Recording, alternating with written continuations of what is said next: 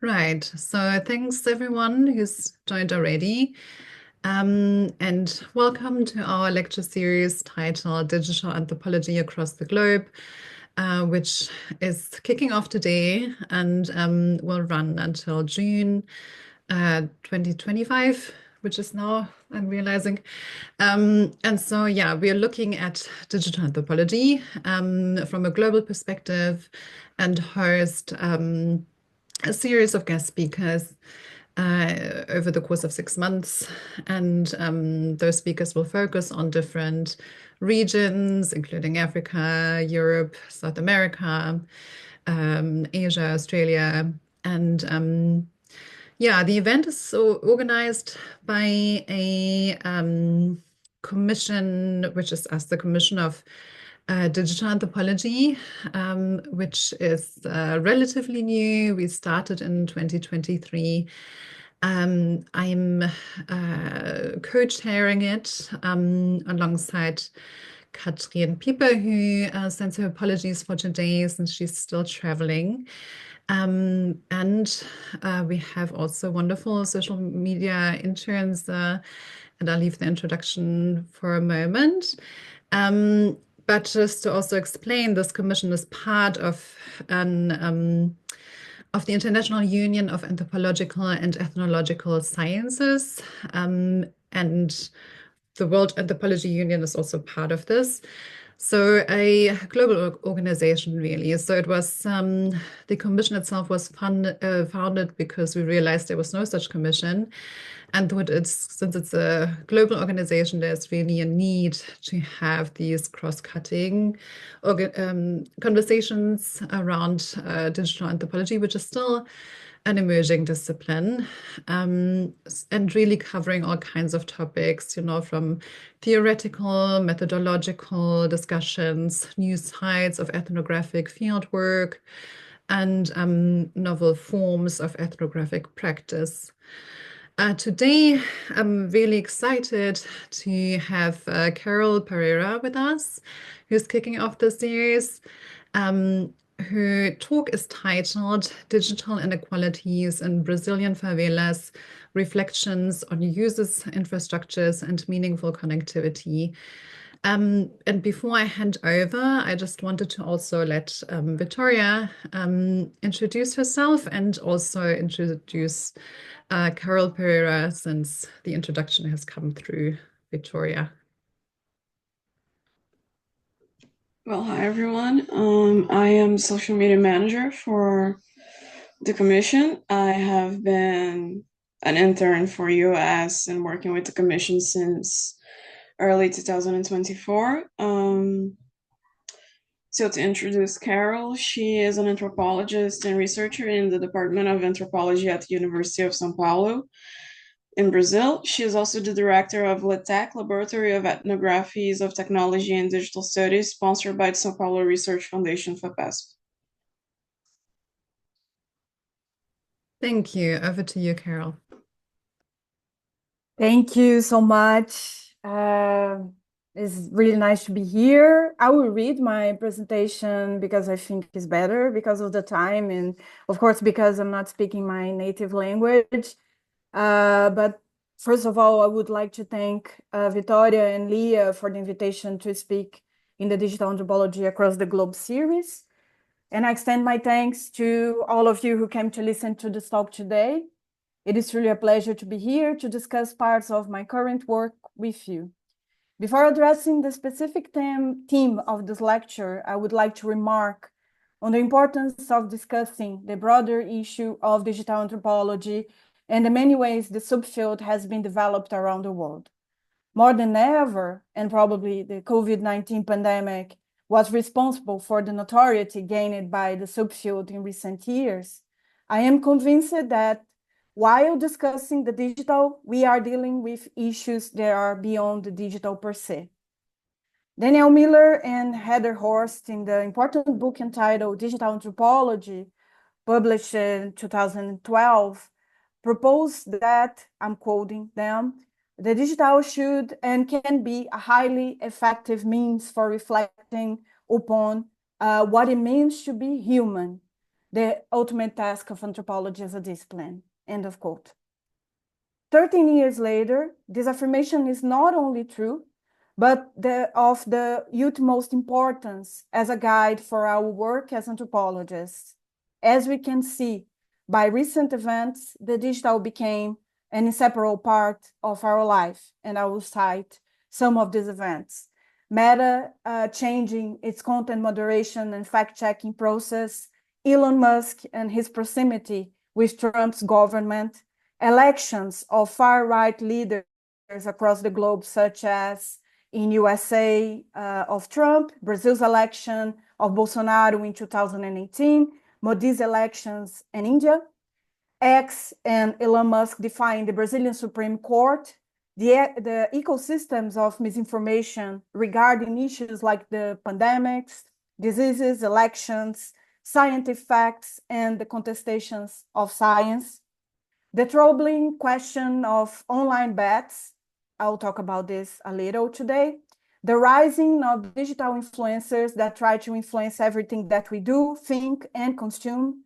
The practice of violence in its many forms and sometimes with anonymity, or even the wave of coaches promising money, happiness, or a new life. And as it is now, if we don't understand the meanings of the digital in everyday life, we won't understand social reality. There is no such thing as a real life and a virtual life. It is only life with the incorporation and presence of the digital and digital technologies. Of course, I am not suggesting that there is universal access and connectivity, but even in its absence, due to lack of access or digital literacy, an analysis of digital technologies became a tool for discussing inequality and precarity. The goal of this presentation is situated in this arena. My proposal is to discuss some aspects of what we've been calling digital inequalities, and I do so by turning to scenes found during my ethnographic fieldwork in Brazilian favelas. Since 2016, I have been conducting fieldwork research, both online and by being in the territory, in a group of favelas in the city of Rio de Janeiro that I call, for ethical and security reasons, Complexo. I am interested in how digital inequalities appear in terms of infrastructure and in the daily uses of digital technologies by people thinking uses and infrastructure as intertwined. In my trajectory in the field of digital anthropology, 20 years now in 2025, my main concern is with people's everyday uses of the digital and technological devices. My central question is, what do people do with technology and how do they do it?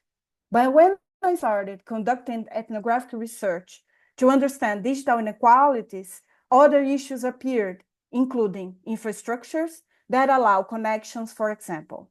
As we will see, access to technological devices, mostly mobile phones and connection networks, both cable and mobile, are present in the Complexo, but this does not always happen with quality or without conflicts. Discussions of digital inequalities are not new in the field of internet studies. There are a number of studies produced in different parts of the world that adopt a plurality of methodologies and theoretical approaches. Something important to be said is that Global South still represents a gap in this field of studies, with most of the research focused on the United States and Europe. Yet, within the broad term Global South, most of the available research was carried out in Africa and Asia. Just to give an example, in 2020, an important collection on digital inequalities in the Global South was published. Brazil appears in a single article, and even so, as part of a comparison to other Latin American countries. Although, over the last few years, there have been many advances in terms of investments in infrastructure and in reducing barriers of access in Brazil, the available quantitative data continue to point to the extent to which Brazil is a digitally unequal country. Before going specifically into the ethnographic data, it is important to mention which perspectives guide my understanding of empirical reality and which, as Gina Das proposed, emerge from ethnographic data. The first of these concerns the term militarization.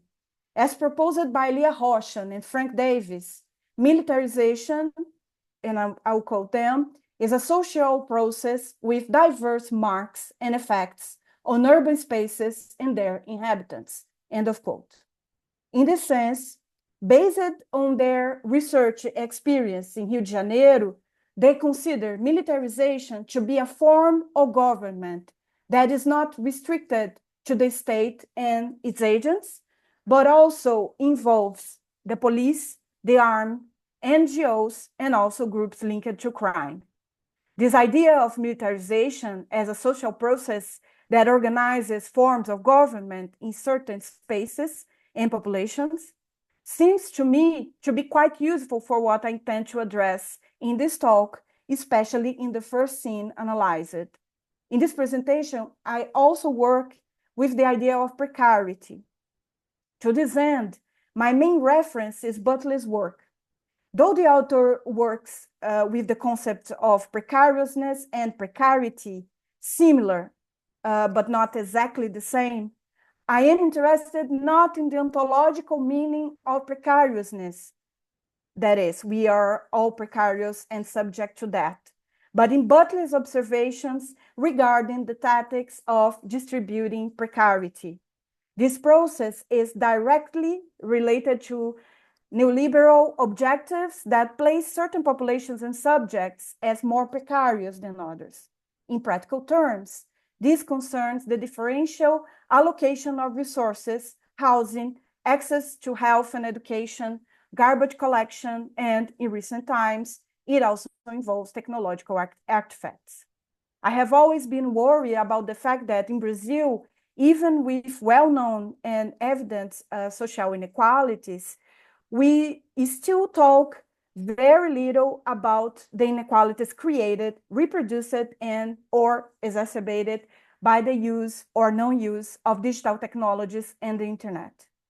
I say this because the focus on digital inequalities is relatively recent, especially with the use of this specific nomenclature, which replaces the terms digital inclusion and digital exclusion, largely present in government policies and the public debate. Certainly, a major reference in this discussion for my own work from the Brazilian context is the book Technology of the Oppressed, in which Davi Nemer presents field work carried out in favelas in the city of Vitória.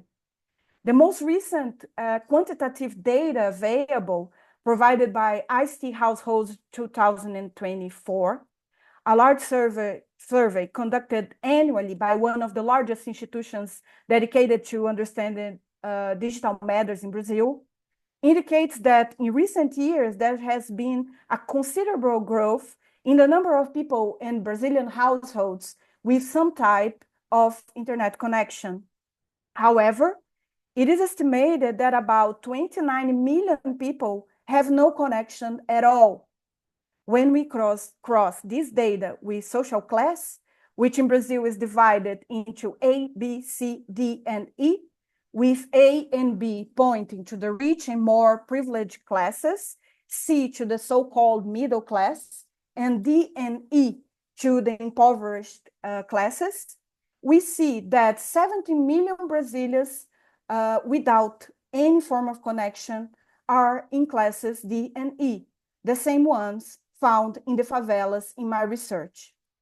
Another important fact is that the mobile phone is the most common tool for connecting to the internet, and 60% of those who have access do so exclusively through this device.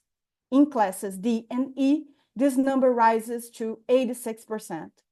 It is important to note that I chose to present only the data relating to having or not having access, which only accounts for just one of the layers of inequality, perhaps the most notable and therefore most easily measurable in quantitative terms. In recent years, ICT Household itself has had its research methodology revised to encompass other layers of inequality, such as literacy and types of uses of the devices and connections. The context of the favelas where this research is carried out follows the national scenario, demonstrated an increase in the number of people connected to the internet and the number of personal devices owned, especially smartphones, which are of lower cost if compared to other technological goods such as a computer. Nevertheless, it is remarkable that barriers to access and to the use of network connections and devices remain, demonstrating profound gaps in both the possibility of acquiring technological devices and in the so-called digital literacy. Throughout the COVID-19 pandemic, these various layers of inequality became more visible and appeared in the accounts of my collaborators, whether when they complained about the difficulties of applying for emergency aid. This is aid that the government paid during the pandemic, which I will cite them here. The app didn't work, crashed, or when it did work, was hindered by the requirement for a different phone number for each applicant. Or even when they described the impossibility their children faced in attending the rare online classes or doing exercise sent by the teachers via WhatsApp, which needed to be printed out or came in unknown or inaccessible formats. Hence the preference for speaking about meaningful connectivity. This is a concept that has been used in recent years by organizations linked to the Internet Steering Committee in Brazil, a multi-stakeholder entity responsible for coordinating and integrating activities related to the use, access, and functioning of the Internet in Brazil. Meaningful connectivity is an attempt to better previous terminology around digital inclusion, exclusion, terms that are commonly present in public policy, starting from the realization that these terms do not address the various layers of inequalities found in practice, referring much more to whether one has access or not. As the available data shows regarding access, Brazil has made notable progress, especially during the governments of the Workers' Party, and with increased access to cheaper goods such as mobile phones. An analysis of meaningful connectivity requires considering different social, cultural, and economic factors that go beyond the question of access. It includes, for example, ensuring stable connections with good speed provided by quality equipment, or ensuring that people can, under more equal conditions, access various websites, platforms, or digital service, or even that they understand the many implications of being connected, such as issues related to digital security or data sharing. When we enter this area, we see how much the inequalities are even greater than the numbers seem to suggest. This concept seems quite useful for the purpose I aim to address in this presentation, as it helps to understand how some forms of use are easily carried out, while others, especially government service, appear incomprehensible to the subjects of my research. Additionally, it also allows us to question the very quality of the connections they have access to. It is undeniable that most residents of the complexo are connected, but how is this done? Is there stability in these connections? Is there a choice in how to be connected? Is there an understanding of how to use the numerous platforms? What does digital literacy mean in this context? I am not trying to suggest that talking about inequalities is something new, especially in recent years, when theoretical perspectives such as intersectionality have become popular, which in general wants to draw our attention to how the axes of difference appear intertwined in social reality. This perspective sees each axis of difference, and I'm using the term as proposed by Avtar Bra, beyond itself in a non-essentialized way, thinking of how difference are interconnected and can become inequalities from the articulation of relations of domination. It therefore seems obvious to talk about inequalities. We all know that they exist, that they are everywhere, and that they affect us and our research subjects in many ways. And consequently, we would know how to recognize them immediately, with no doubt. However, as we well know, obviousness can be a trap. And I have tried, when seeking to understand the dynamics of social life in places previously demarcated as unequal, to pay attention to details and subtleties,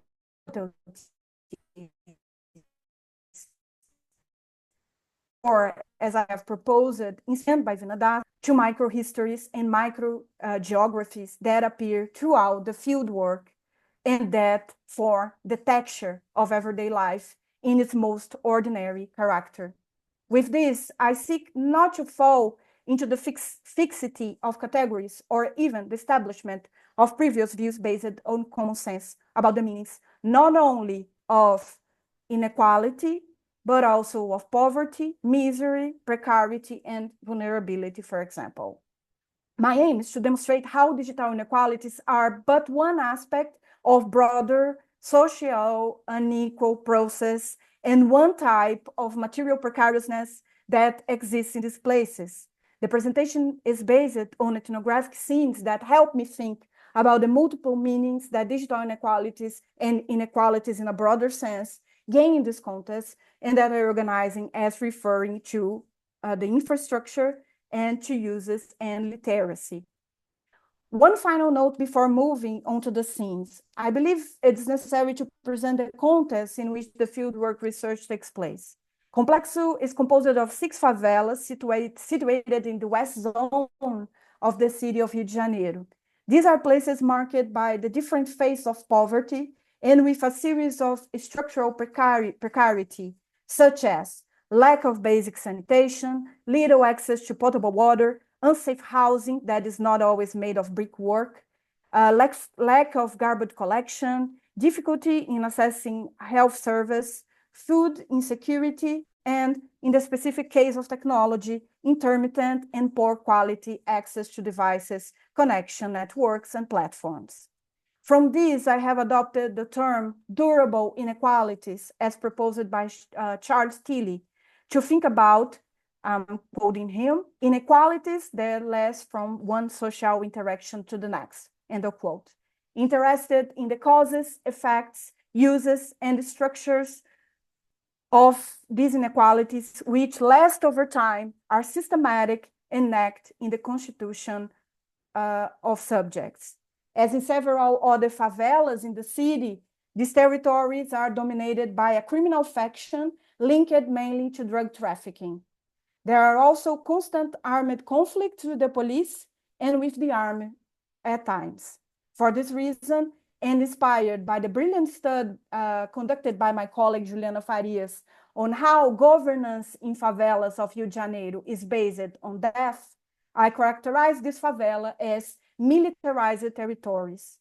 This classification helps to escape the common metaphor so often repeated to characterize the logic that governs the city of Rio de Janeiro, that of the urban war, based on the opposition of the police, representing the good guys, and criminal, the favela residents. As will become clear later, this militarized logic is important for understanding the organization of life in these places, as well as the tactics used by residents in their daily lives to live and survive. My work at the Complexo began in 2013, initially linked to nonprofit organizations. Since 2016, I have been working in these places doing fieldwork. In all these years, I established relations of confidence and intimacy with the resident, especially with women, that made the research possible. As it is a long-term research, my collaborators share their lives with me on a daily basis when I am in the territory, but above all, through digital platforms, especially WhatsApp and Facebook. With the COVID-19 pandemic, the use of digital technologies became even more frequent, especially in the initial years of the pandemic, when face-to-face contacts were practically non-existent. It is important to note that the pandemic represents a tension in technological terms in these territories, as many people who were disconnected had to create two ways of guaranteeing some form of access, so as to ensure that ordinary life operations such as school, work, sociability, and above all, access to government benefits and service continue. Infrastructure. The issue of structural and infrastructural inequalities has always been the most glaring in Complexo. As seen in the brief description of the territory, these inequalities are everyday and even banal, mentioned frequently by the residents in our conversations. However, it took me a while to understand that the structural issue was also a fundamental key to understanding digital inequalities. I had long known about the real marathons faced to guarantee access, but I had never taken the time to understand the process through which the technological structure arrives or does not arrive at the Complexo. It was during a disinterested conversation with Conceição, one of my main research collaborators and a longtime resident of the Complexo, that I noticed more carefully the chaotic tangle of wires of different thickness and colors that ran through the alleys in that part of the Complexo. It was a warm spring day, and therefore we sat talking at the door of Conceição's house. We talked pleasantly and watched several children playing on a bouncy castle, and we saw football toys installed there that day by a social service organization that works in the community from time to time. At these moments, the bouncy castle is always the star of the party. Huge lines of children wait for their turn to play. Suddenly, Conceição gets up from her chair and shouts, directed at a boy of about 10 years old who was jumping. Kleber, let go of that wire now. Don't pull it. The boy was not intimidated and kept swinging this wire, which had a small piece of wood tied to it. Conceição, visibly irritated, shouted again, "Stop now. You're going to cut off everyone's internet. If I have to go there, it will be only to take you away from the toy." When even that had no effect, she turned to the other side of the street and shouted to the boy's mother, "Amanda, Kleber is going to leave us without the internet. He's jumping around and pulling the wire. If I go there, I'll take him out by the ear." Upon hearing his mother's name, Kleber stopped playing with the wire. Immediately, Conceição asks one of her teenage children to go there and fix the wire, wrapping another part carefully around the piece of wood. When the situation was resolved, I asked Conceição how she knew how to identify in that nest of wires that the specific one in Kleber's hand was the cable that provided internet to some homes. She then explains to me that if I look it up, I would see that some were marked with pieces of wood. These were the internet cables. The thickest black wires are the electrical and energy gatos or gambiarras, which came directly from the poles, but in a clandestine and illegal way, carried out by the residents themselves. Some others, she points out, as unused wires, which were replaced, as I'm sitting her here, when the money allowed, with better and more powerful ones. Among the wires in the part where they ran in tension, forming smaller tangled lines, it was still possible to see shoes thrown by children as well as kites and Chilean lines used to fly kites that got stuck and were never recovered.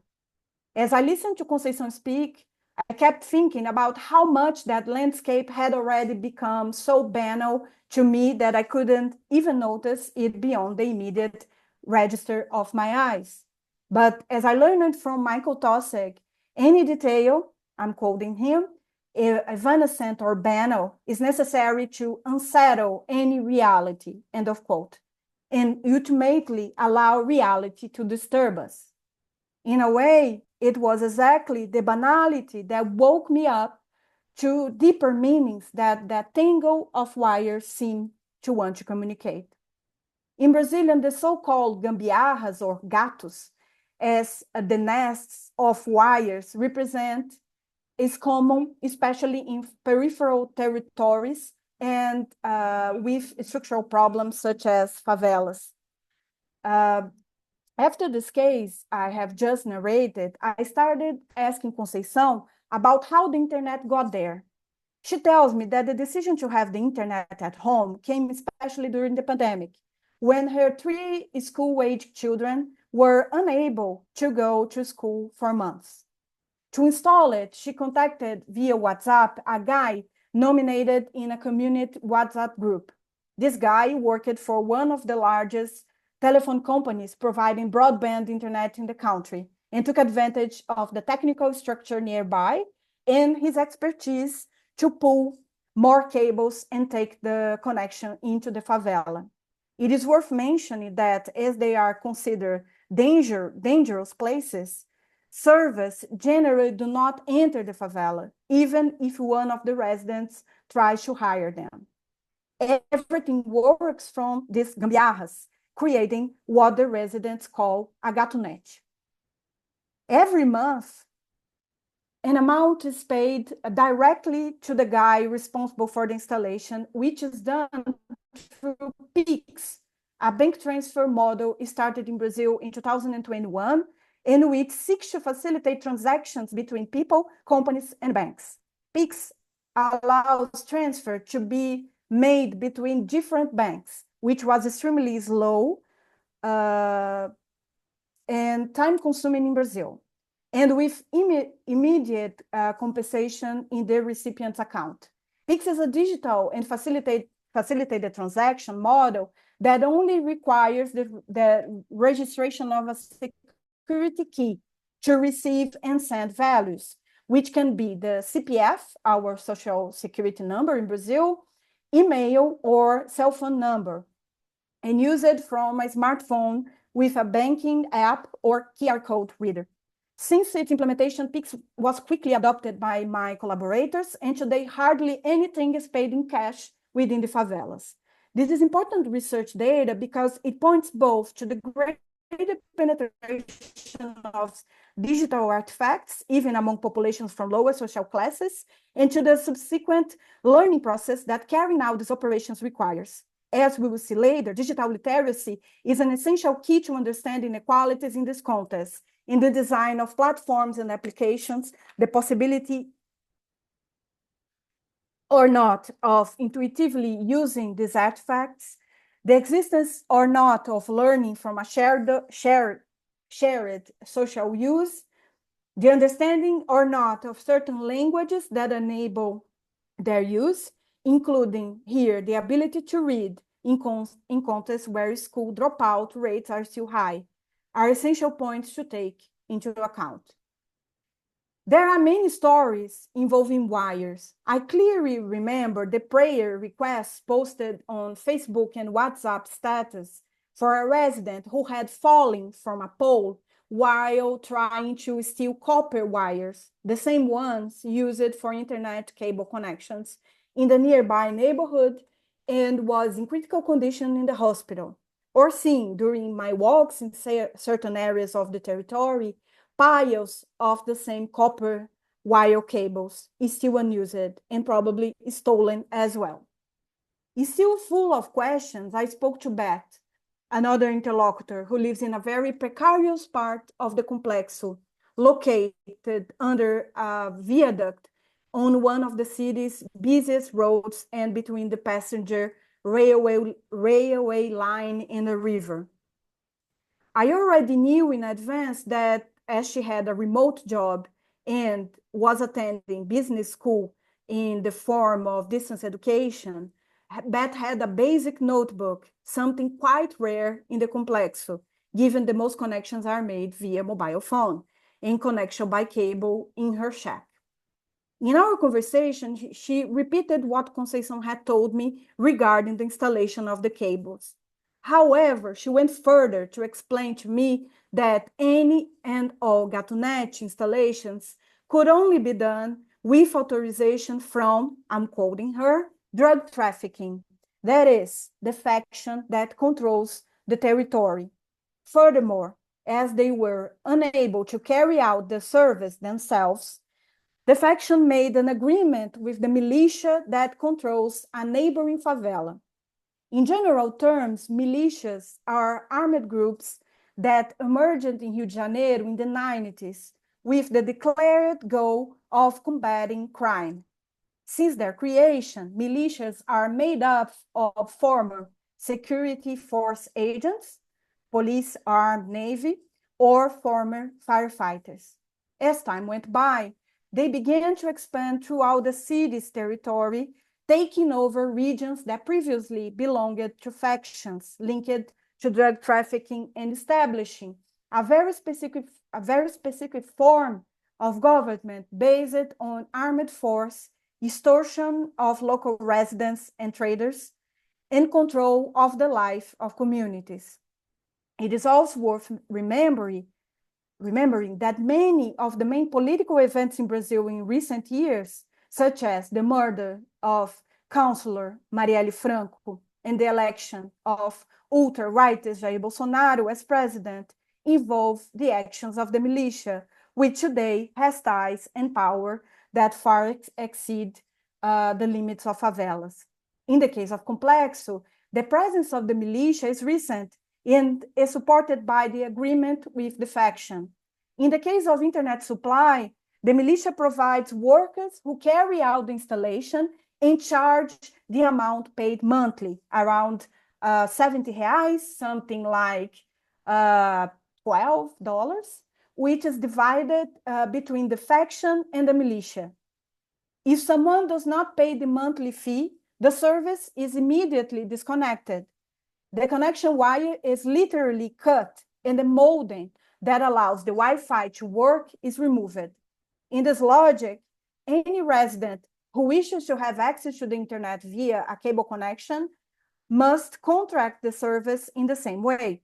According to Beth, having a cable connection at home improves her working and studying conditions.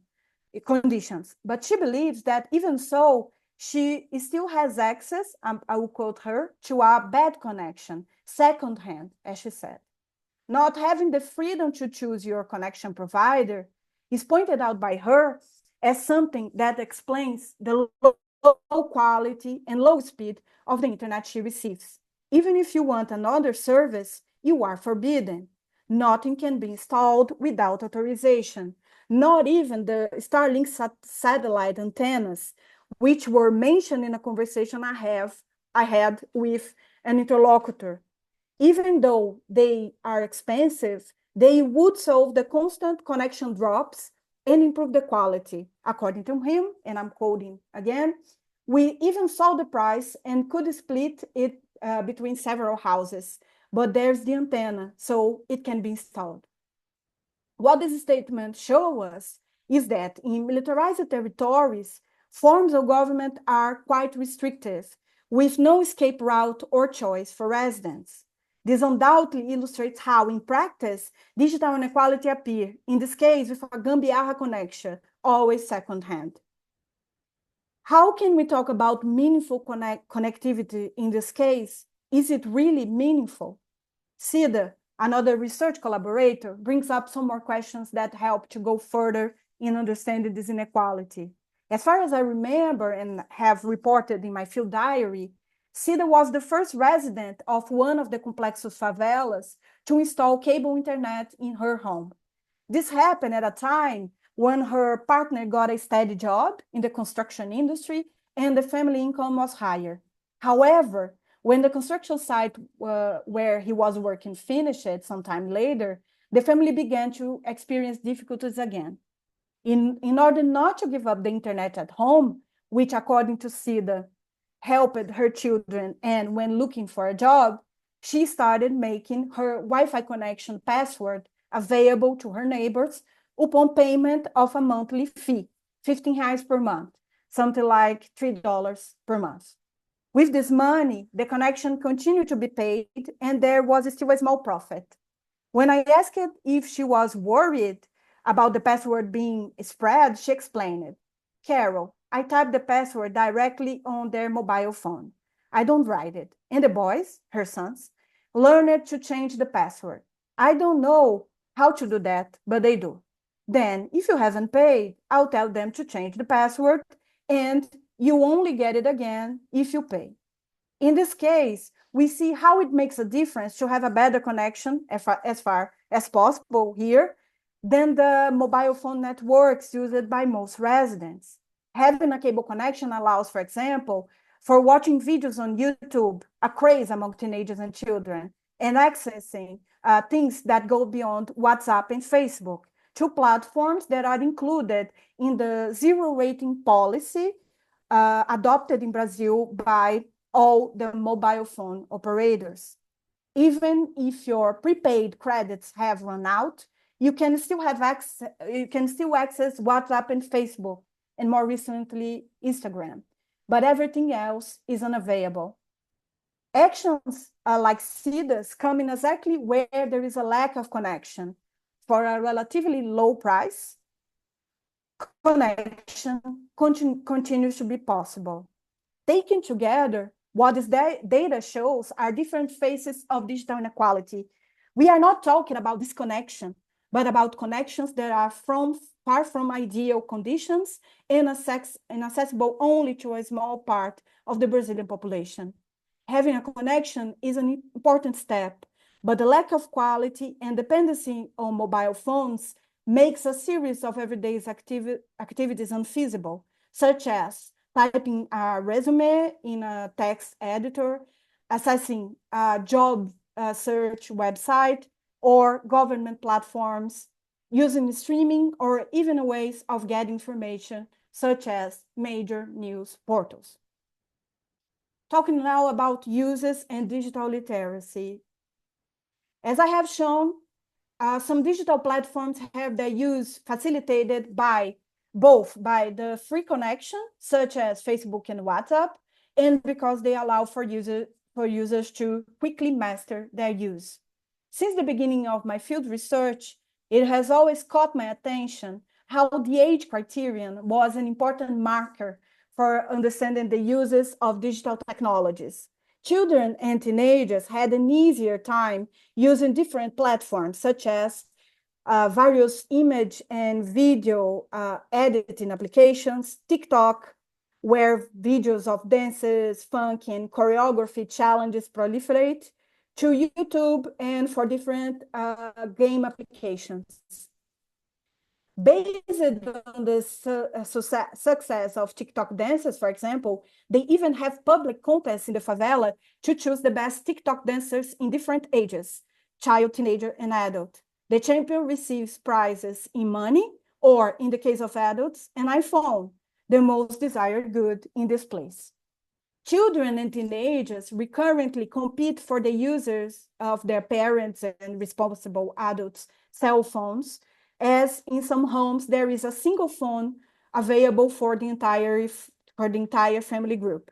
Undoubtedly, since President Lula's first government in the early 2000s, with continuity in Dilma Rousseff governments, access to credit for the purchase of devices such as mobile phones has been facilitated. However, we are still talking about artifacts with a high price for people who, like my collaborators, live in precarious conditions and lack so many other basic means of life and survival.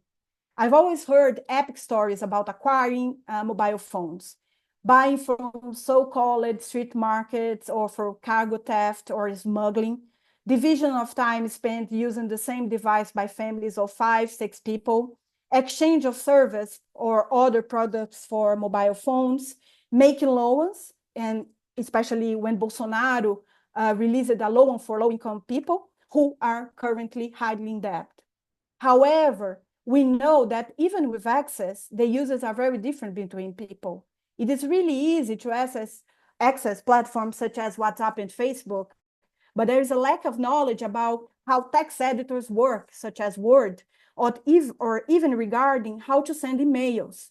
Emails represent a separate case, even though almost all platforms and operating systems require an email address for registration.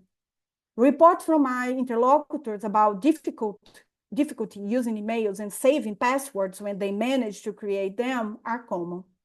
There is also an almost complete lack of knowledge that passwords can be recovered in different ways, which means that new emails and new profiles are created on different platforms.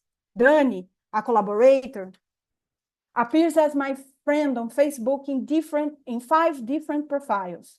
When I asked her about it, she told me that she had, sitting her here, lost all her passwords, and therefore she needed to create new Facebook accounts, and consequently new emails for each account.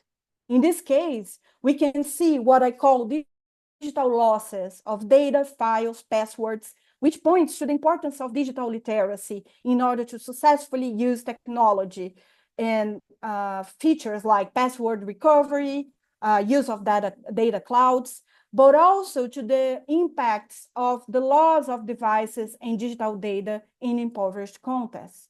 Such cases result in irrecoverable coded memories, in the case of photos, videos, and audios, and in the proliferation of various profiles for a single person on the various platforms. More data for the platforms, of course, but this is something that doesn't generate concern for my collaborators. In the case of government platforms, there is an effort today in Brazil to concentrate all process, registration, and service in a single account, what we call GovBR. However, this still presents itself as a challenge for my collaborators, as they are often unaware that they already have an account, probably created by a government social assistance agency, and what the access password is. GovBR does, of course, have password recovery facilities, but they are difficult for even the most familiar users. The problem is that with the migration of several public services and requests to the digital environment, these people continue to be in an unequal position in relation to their access, especially if we think that many of the services offered are targeted at impoverished populations, but are the same populations that cannot access them. On the other hand, platforms like those of the Tigrinho, which gained notoriety in Brazil in the past year and became a serious problem, a social problem, also reached the complexo with ease. I have been following for 10 months now some interlocutors who bet on the Jogo do Tigrinho, or Tiger Fortune is the name in English, and the various similar games that have emerged. It's online bet. The first time this caught my attention was during an event in one of the favelas. When I arrived, I found a group of women sitting in chairs, and all of them were on their mobile phones. When I approached to greet them, I noticed that on all the screens appeared the infamous Tigrinho, the little tiger, and the betting slots. Shortly after greeting me, they all immediately returned their attention to the screens. Joanna, the hostess of the house where the event was taking place, was nearby, so I asked her if the scene unfolding was common. She responded, "Every day, Carol, they stay on their phones, betting money they don't even have. They win a little something and think they can win more." Soon after this event, I started seeing several WhatsApp statuses with screenshots featuring the tiger, a Chinese dragon, or a big-eared mouse, which I later learned were generic versions of the tiger game, the betting slot, and the supposed winnings being posted. Usually, the status was accompanied by phrases like, the platform is paying well, or new platform paying a lot. I responded to one of these status asking my interlocutor if these winnings were real, and she replied affirmatively and sent me an invitation to one of the betting platforms. I had never entered any of these platforms before, and when I installed one of the apps linked to the address she sent me, and in the screen, I have Fortune Tiger, Rabbit Fortune, Fortune Dragon, Money Coming, Fortune Gems, Fortune Ox, Fortune Gods, all of them connected to a company name named AX7. I was surprised, though I shouldn't have been, by the ease of installation and operation. Everything met the usability criteria in what has been called by Bruno and colleagues, the attention economy created by digital platforms. A simple interface, engaging graphics, a prominently highlighted money deposit icon, followed by the withdrawal icon, which is, of course, the most desired by my interlocutors. As Bia told me in a conversation on WhatsApp, wherever you go in the favela, there are people saying they've bet on the Tigrinho. This is going crazy. You put money into the account and bet on the Tigrinho. It just has to be the same CPF, Social Security, as the account on the platform and the CPF for the Pix. It's all via Pix. I've played, I won't lie. I made some money, but it's all an illusion because it's a game designed for you to lose. So they pay you when they want. In context of precarity, it doesn't seem surprising to find the enormous penetration of betting platforms, both sports betting and games of chance like Tigrinho, as people bet hoping to make more money. However, as recent research and social media posts from last year show, the chances of winning are mathematically remote.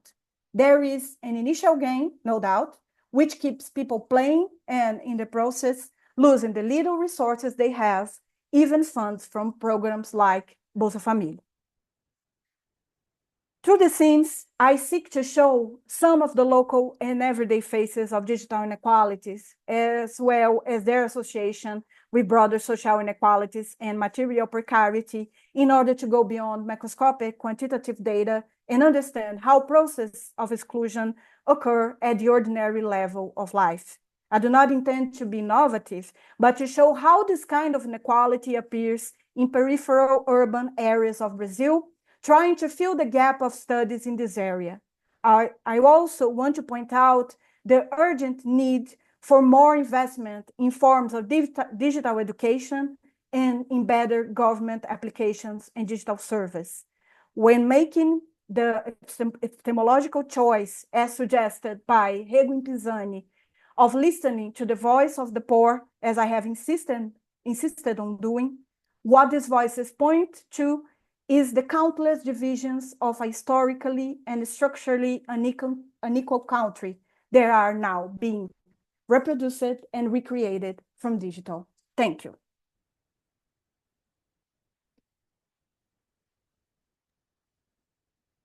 Amazing. Thank you so much. It was a really captivating talk. I enjoyed it very much. I think, yeah, what particularly resonated with me before I opened the room for questions is, yeah, just the importance of looking at everyday life that you point out to understand the unequal processes and also political dimensions, whether that's government initiatives or the influence of far-right influences or infrastructures and what they signify in terms of inequality. And I work as an applied digital anthropologist for an organization in South Africa. And yeah, I agree that discussions are usually very much shaped by lack. And rather than really looking at what is meaningful connectivity, what can it be, what could it look like? And I'm personally also very interested in digital literacy. Um, and it's very interesting for me to think about it in the context of usability and the importance of that, because that's a way for companies to really sidestep the lack of digital literacy that's there in some places and gain users. And that often leads to, might, in a lot of cases, perpetuate inequality. So yeah, thank you for this very insightful presentation. And so I see that Vincent is asking whether we can have transcripts of the webinar. Well, we are recording it, so we will make the recording available. Are there any questions? Please feel free to either raise your little emoji hand or put it in the chat. But otherwise, yeah, you can open your camera and microphone and share it yourself.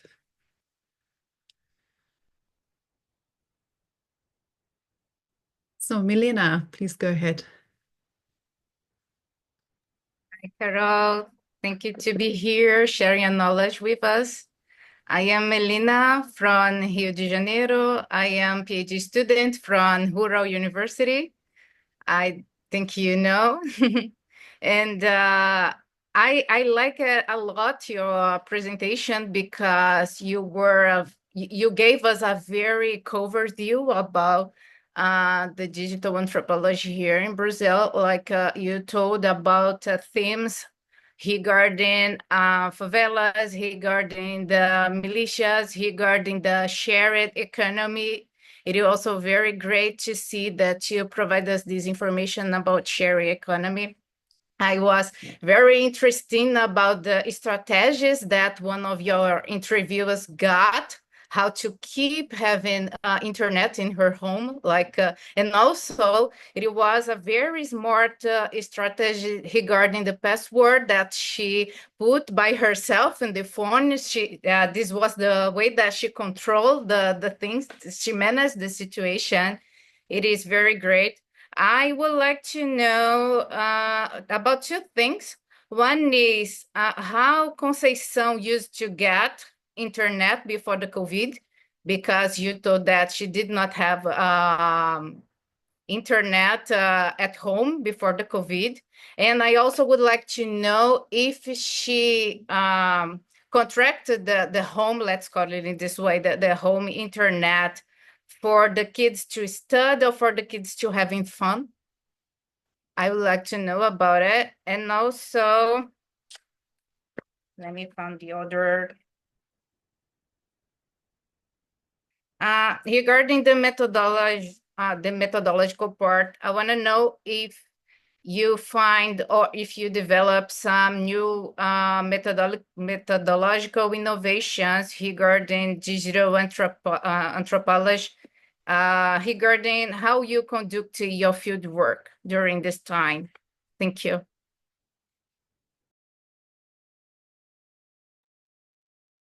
Well, thank you, Leah and Milena, for the comments and for the questions.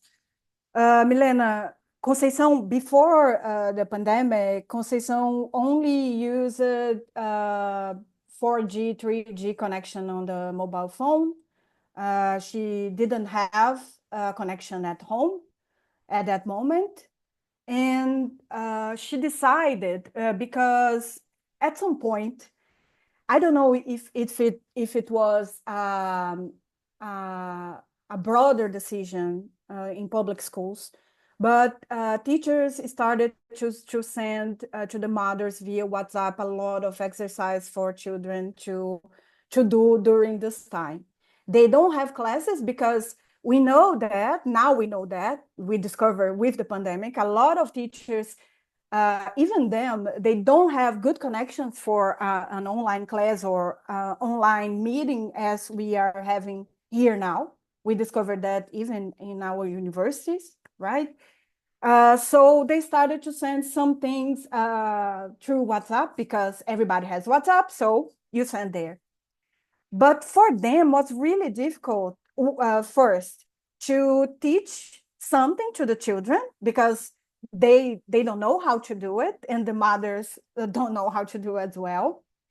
And the first thing Conceição told me is that she went to a guy who prints for all the community, and she paid the guy for this, but it's a lot of exercises.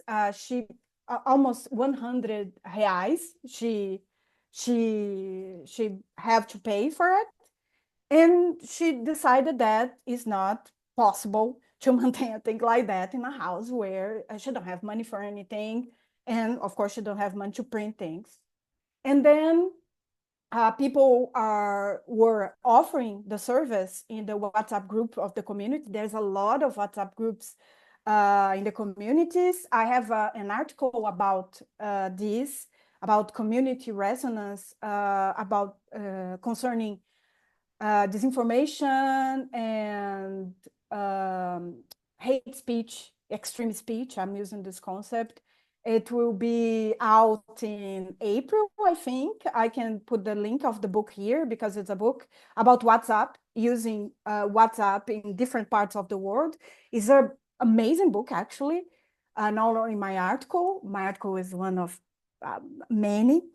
But what people discuss in these groups, they usually do in the community, or they propagate the ideas and so on. And so she contacted the guy, the price, she could pay the price, and then she installed it for children to study. That was the point.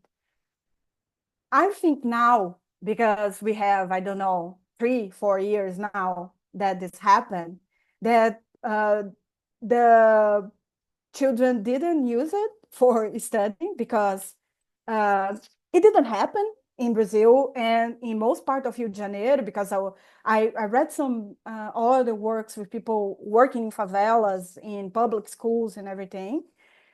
So I think this is a common situation. It didn't happen, the education process, during 2020 and 2021, especially. And they use it to play a lot. They are incredible TikTok dancers, her children, the 3 children. One of them was the winner, the child's part of the contest that I mentioned, and he got a money prize, and he was really happy with it because, yeah, 50 reais is like, I don't know, now $20, no, $10, right? $10, yeah. And he was really, really happy with it because he won, right? And they learn how to do a lot of things using this kind of things. They know all the child's influencers in Brazil, all of them. They know how to play all the games that you can imagine, like Counter-Strike, like GTA. It's kind of amazing, actually. And they use it for it in cell phones. At some point, one of the children got a cell phone for himself, and now he has to split the cell phone with his sister. So it's something like that. Methodology, well, I think, yeah, it's ethnography. And I think, like most of the digital anthropologists in the world, I'm using all the techniques that anthropology allows us to use, the long duration research, but I don't do a division between the on-site part and the online part of it, because for me, these are completely intertwined. One does not exist without the other.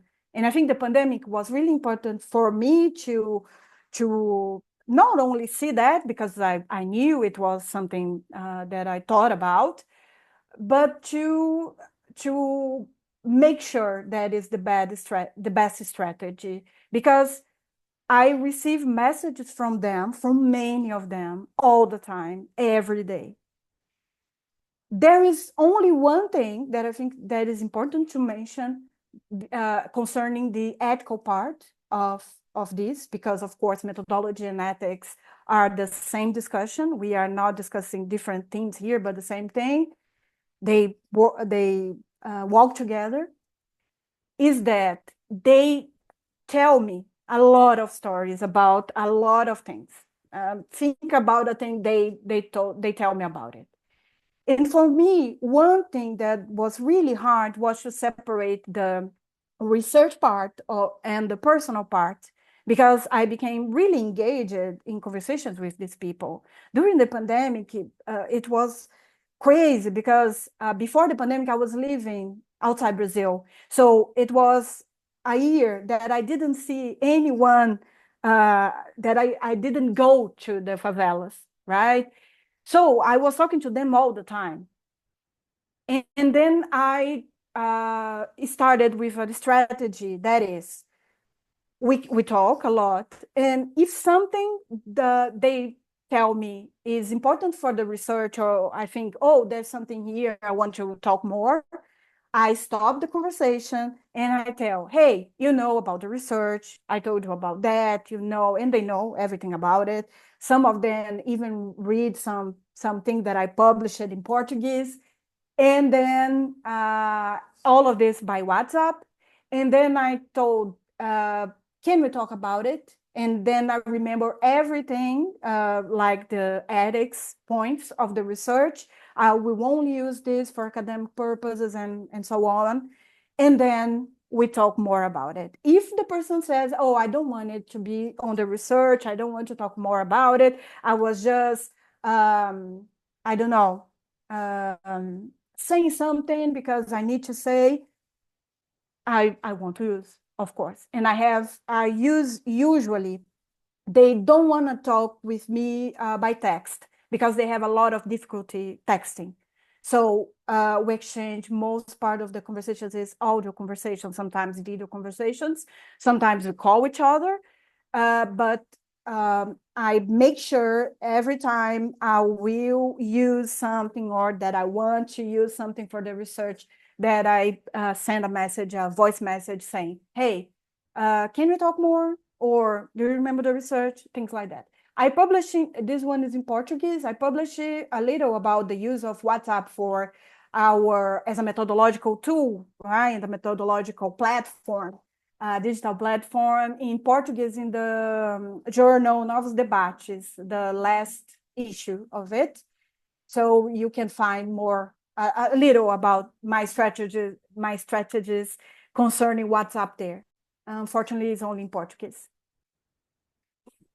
Oh, Thank that's unfortunate. Sorry, Milena. No, I was just thanking her.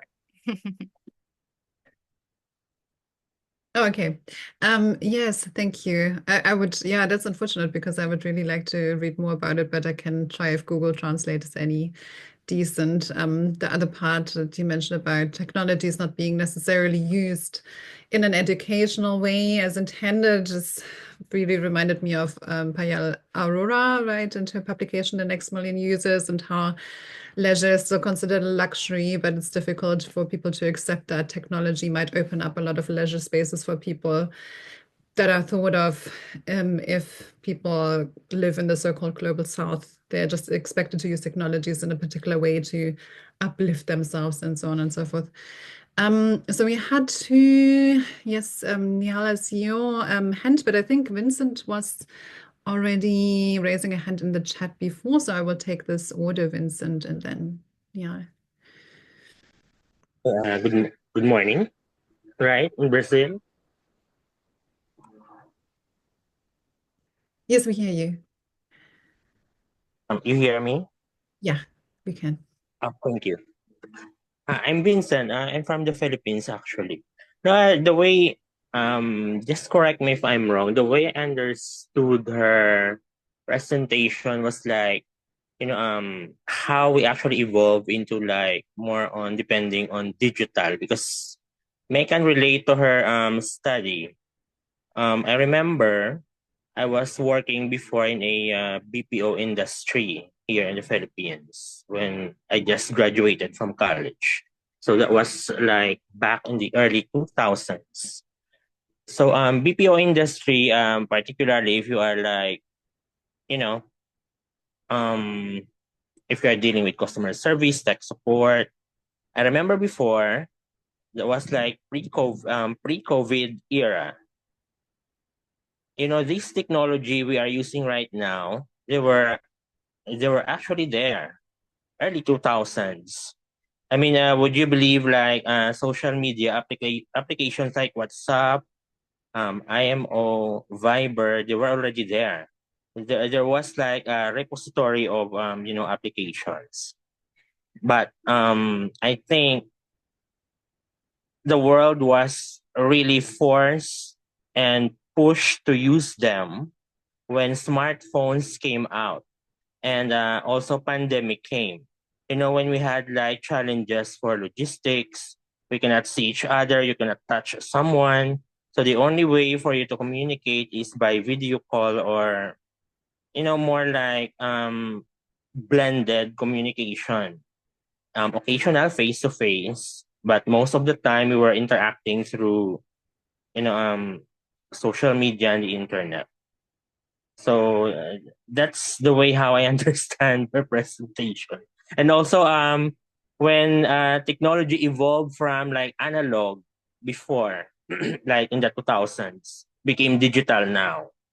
Yeah, we understand that there is like disproportionate distribution of communications. Like for example, with like higher income communities, of course, they have all the structures to put up in the place to have the best internet connection. You have the best bandwidth. You have the best throughput of the signal. Whereas, yeah, I understand. She mentioned favelas in Latin America, and these areas might be like the most remote in terms of signal. So there is like disproportionate distribution of technology. If you are like kinda in the upper class, you have the best technology with you. But if you belong to the like favelas, then somehow they get like whatever is left. So that's my insight. Anyways, thank you. Should I answer now or other question? I don't know. What does I your mean, I'm confirming is if that is the way I understand your study is like you are like evolution of before we had the analog technology, now we have digital. And what I mean, are you trying to say that there was like disproportionate distribution of technology between like in the urban, favelas, the rich, the poor, the middle class? I don't know if is that the way you are presenting your study. Thanks, Vincent. Yeah, I think you're right. We have not only my study, but we have actually quantitative data in Brazil, and really good data showing how this disproportion is happening, not only about thinking about social classes, the question that for me is the most glaring, I would say. But for example, when we think about Brazil as a whole, it's a huge country, as you know. The disparities are visible between the regions of the country. Because, for example, in the north part of Brazil, you have places where it's not possible to get a cable connection because it's Amazon region. You don't have physical ways without destroying everything to put a cable there, right? So now what is happening? Starlink is happening, right? So this is good at some point because, for example, Starlink is being used with a lot of, now I think everything will be revised because of Elon Musk and the problems with our Supreme Court. But some schools are using Starlink antennas and satellites to get connections. This is good because that school never had connection before that. But at the same time, you have in the same region guys linked to the gold extraction, right? Using Starlink antennas to communicate with each other, and they are really fast in that. And when the federal police go there to stop them because they explore gold, they destroy the environment, of course, and they kill the indigenous people that live there in Amazon, for example. They go there and they know about the operations by the federal police, and they communicate really fast with each other, and then the police go there and there's no one to go to prison and everything. So I think that's the always the dilemma. There's no good or bad technology. The problem is in the uses that people are doing of this technology. In a place like Brazil, it's really urgent for us to talk about the disparities because, yeah, it's a huge country.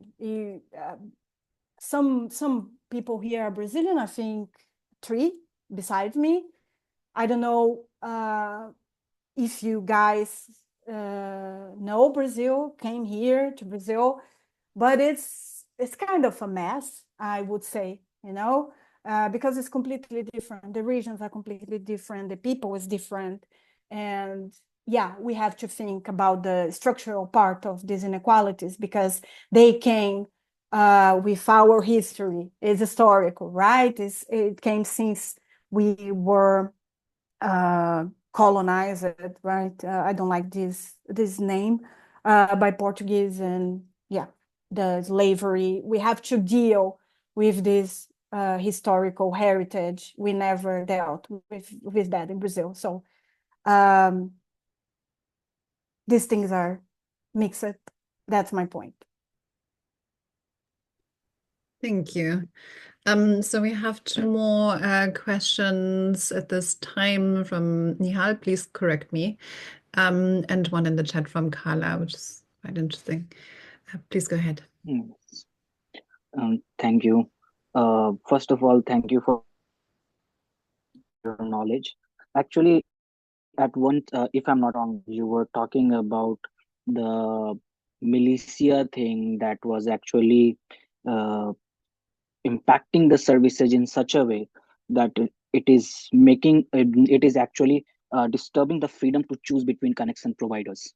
And if I am not wrong, and then in that way we can say that the militia is helping for some countries, for some company or service providers to monopolize the whole system for one service provider so that they can get out of profit, get profit out of it. I just have one question, if I am not wrong, or if I have understood everything right, what government is doing in this regard? And another question is very simple, that what kind of theoretical framework you are using while understanding the whole scenario?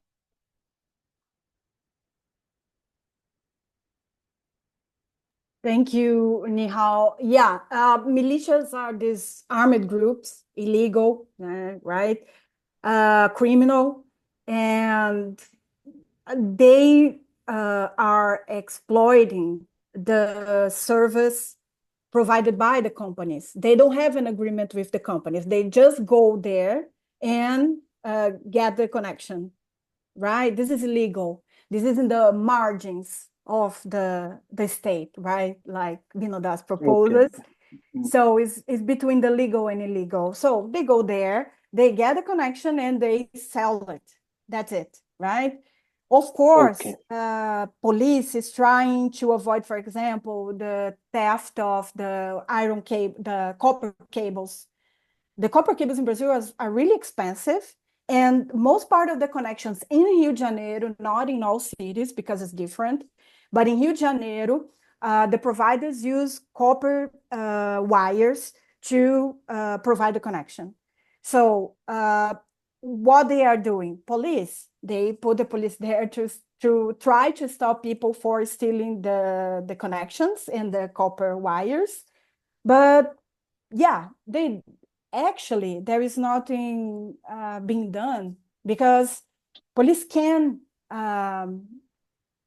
do it for all over the city, because I think it's 27% of Rio de Janeiro, of the city of Rio de Janeiro, is occupied by favelas. It's a huge part of the territory.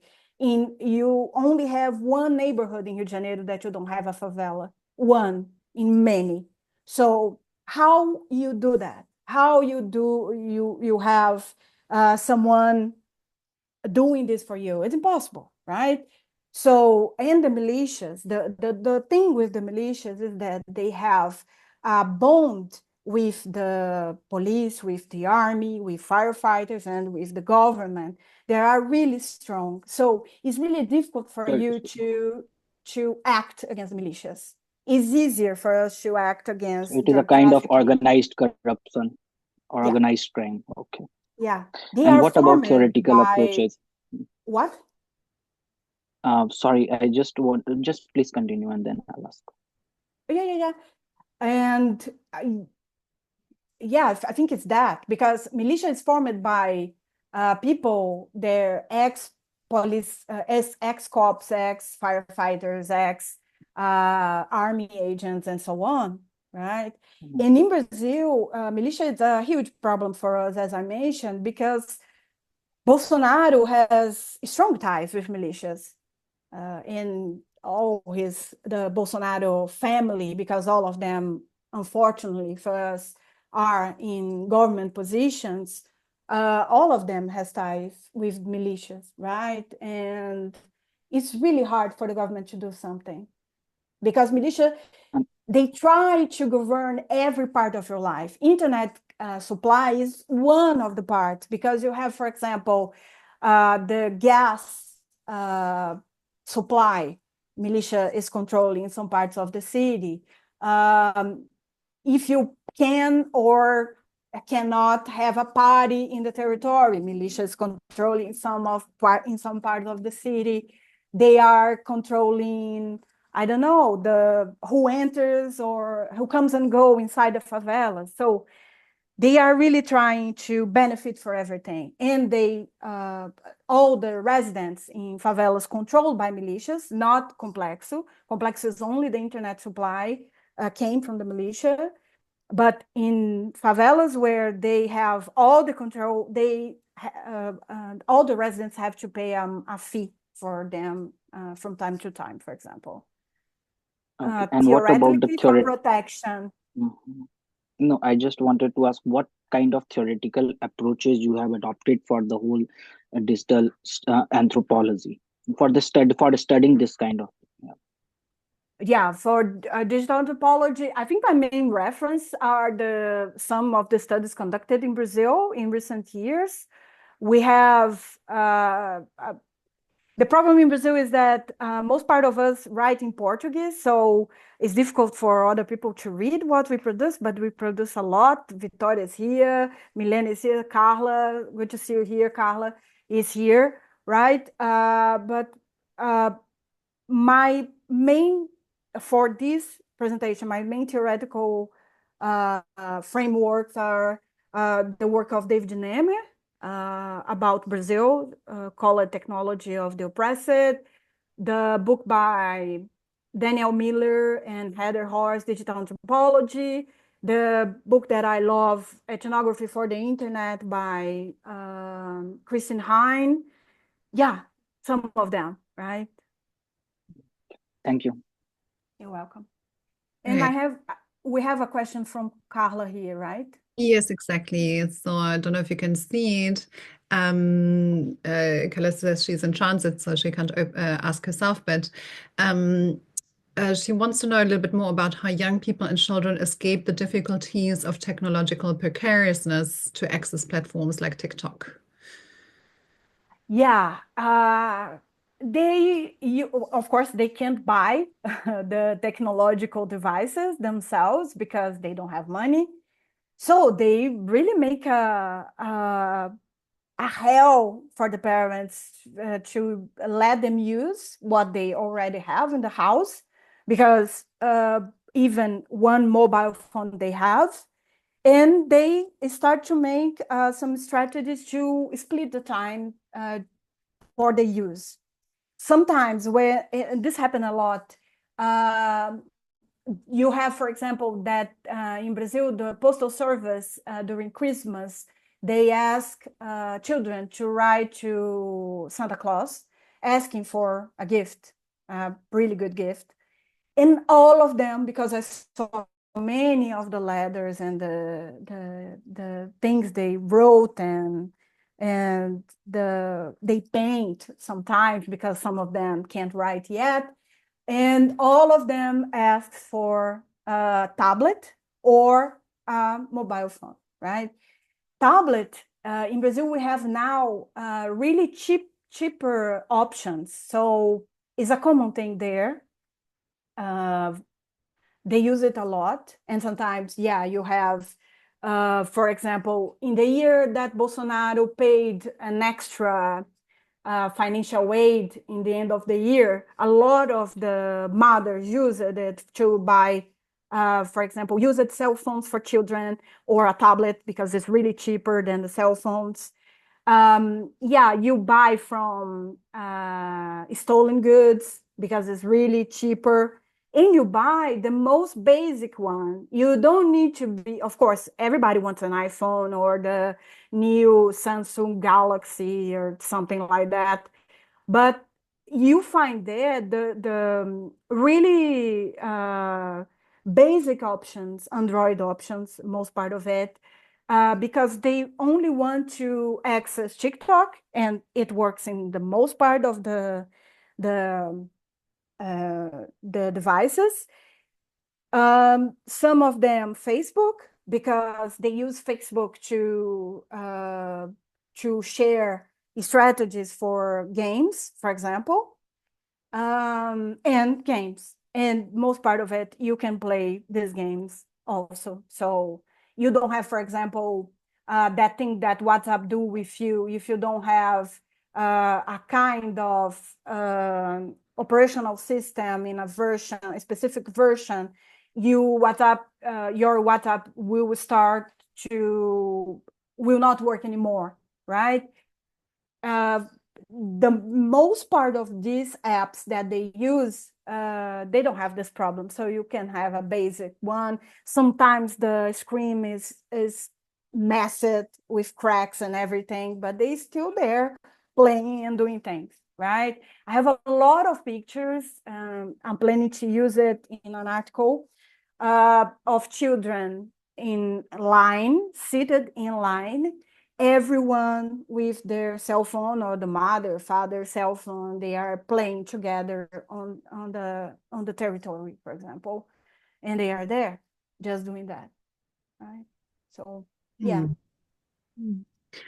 Just to quickly piggyback off Carla's question before we wrap up, is there a sense of technological precariousness at all in the context in which you worked?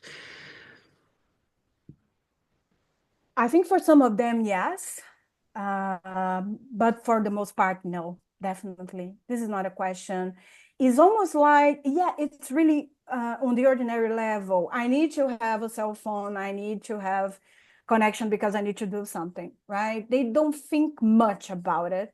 I think started to think about it when I started making questions. Yeah, that's what anthropologists do sometimes. We put people to think, right? So some of them started to think about it, and now they are, hey, we need to talk more about it, or maybe we can, for example, this guy who told me about the Starlink antenna, he was thinking about it. He was trying to have another option. He can't, but he thought about it, right? But it's not that common. Yeah. Yeah, it also makes me think about this. I feel like there's a huge disconnect between the language that we use, not just in academia, but also having done some consulting work, the language that is used about, data and connectivity and trying to find out challenges and but there's a complete disconnect sometimes between this language that is used in governance in particular and people's everyday life because just Yes. know what to think differently. Yeah, just to give an example, the meta changing content moderation and fact checkers and everything. I saw some of them posting on Facebook about it, but they are spreading a view completely different from what we are defending. For example, they probably these things came from a WhatsApp group saying now we have liberty. What Mark Zuckerberg is doing, the Meta guy, and they put a picture of him and everything, is that we have again liberty to express ourselves because we didn't have it. And I was like, oh my God, no. Yeah, but that's it. It's really, it have this resonance between them. Because, for example, maybe it's your pastor from your church that sent this to you and said, now you can say that homosexuality is a sin or is a disease.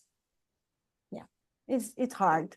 It's Yeah. hard, this disconnection. I agree totally with you. Yeah. Yes, and that really brings us neatly back to the question of power that we started off with. Yeah, thank you so much. I don't want to take up more of your time, but I really appreciate this talk and I appreciate all the engagement and the questions. Yeah, thanks everyone for joining. Thanks, Carol, for your talk. And Thank yeah. you so much for inviting me. It was really a pleasure to be here with you guys today. Thank you for the questions and to make me think. Wonderful. Yeah, I hope everybody can join next month. Keep an eye out on our socials, and we will announce the next speaker for February again soon. Thanks again, and take care, everyone. Bye. Bye.